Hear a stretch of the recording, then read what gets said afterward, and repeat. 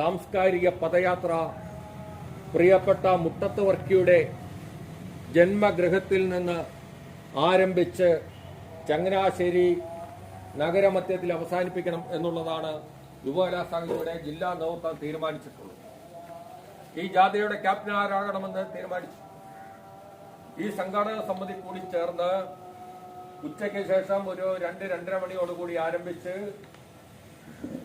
ഏകദേശം 3.5 കിലോമീറ്റർ നീണ്ടു നിൽക്കുന്ന ഈ ജാഥയിൽ മുഴുവൻ സമയം യാത്ര ചെയ്യാൻ പോകുന്നവരുടെ ലിസ്റ്റ് തയ്യാറാക്കി അവർക്ക് പ്രത്യേക ബാഡ്ജ് കൊടുത്ത് യുവകലാസാഹിതി കൊടി കൊടുത്ത് പതാക കൊടുത്ത് ആ ജാഥ ഈ മണ്ണിൽ നിന്ന് ആരംഭിക്കണം.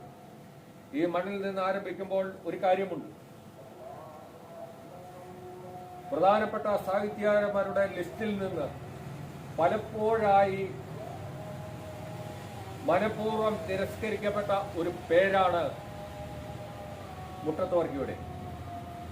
അദ്ദേഹത്തിന്റെ രചനകൾ കൂടുതൽ വായിക്കേണ്ടതുണ്ട്.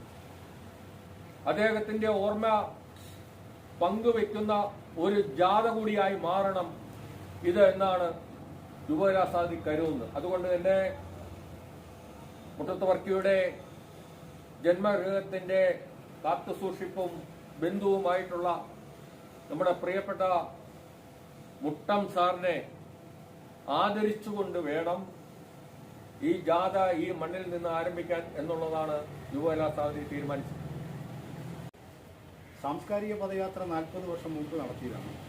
ഇത് കേരളത്തിലെ ഏറ്റവും പ്രഗത്ഭനായിട്ടുള്ള എഴുത്തുകാരൻ. എന്നാൽ അദ്ദേഹത്തെ കാട്ടിലും വലിയൊരു എഴുത്തുകാരൻ എം ഡിക്കൊക്കെ ഒരുപക്ഷെ രചന നടത്തിയിട്ടുള്ള എം ഡി അവസാന കാലങ്ങളിലാണ് ജ്ഞാനപീഠ പുരസ്കാരമൊക്കെ നേടി വലിയ എഴുത്തുകാരനായി മാറിയത്. എങ്കിലും അതിനൊക്കെ മുമ്പ് ശ്രീ രാധാകൃഷ്ണൻ എന്ന് പറയുന്ന അദ്ദേഹത്തിൻ്റെ നോവലുകൾ, അദ്ദേഹത്തിൻ്റെ രചനകളൊക്കെ നമുക്കൊരിക്കലും മലയാളിക്ക് മറക്കാൻ കഴിയില്ല. ഭാഷകളെ ഉല്ലംഘിക്കുന്ന തരത്തിലുള്ള രചനകൾ നടത്തിയിട്ടുള്ള ഒരു മഹാനായ വ്യക്തിയായിരുന്നു ശ്രീ രാധാകൃഷ്ണൻ.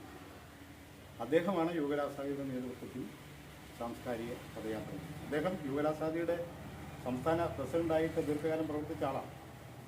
അപ്പോൾ യുവകലാസാഹിതി എന്ന് പറയുന്ന സംഘടനയ്ക്ക് അതിൻ്റേതായിട്ടുള്ള ഒരു സാമൂഹികമായിട്ടുള്ളൊരു എന്താ പറയുന്ന ഒരു സ്ഥാനം കേരളത്തിൽ. സംഘടന അതിൻ്റെ ഇതിൻ്റെ ബാഹുല്യം അത്ര വലുതല്ലെങ്കിൽ പോലും സംഘടന ഉയർത്തിപ്പിടിക്കുന്ന ചില ആശയങ്ങൾ, എന്താ പറയുക, ചില മൂല്യങ്ങൾ അത് കേരള സമൂഹത്തിൽ എക്കാലത്തും വളരെ വലുതാണ്. നമ്മളാണ് ആ യുവകലാസാഹിതിയാണ് ആദ്യം പറഞ്ഞത്. ശ്രീനാരായണ ഗുരു പറഞ്ഞു ജാതി വേണ്ട, മതം വേണ്ട. ശ്രീനാരായണ ഗുരു പറഞ്ഞു ഒരു ജാതി ഒരു മതം ഒരു ദൈവം മനുഷ്യന് എന്ന് പറഞ്ഞു. സഹോദരൻ അയ്യപ്പൻ പറഞ്ഞു ജാതി വേണ്ട, മതം വേണ്ട, ദൈവം വേണ്ട എന്ന് പറഞ്ഞു. എന്നാൽ യുവകലാസാഹിതി പറഞ്ഞ അതൊന്നുമല്ല. ജാതിയല്ല, മതമല്ല, മനുഷ്യനാണ് പ്രധാനം. ജാതി മതം മനുഷ്യനാണ് ഏറ്റവും പ്രധാനം.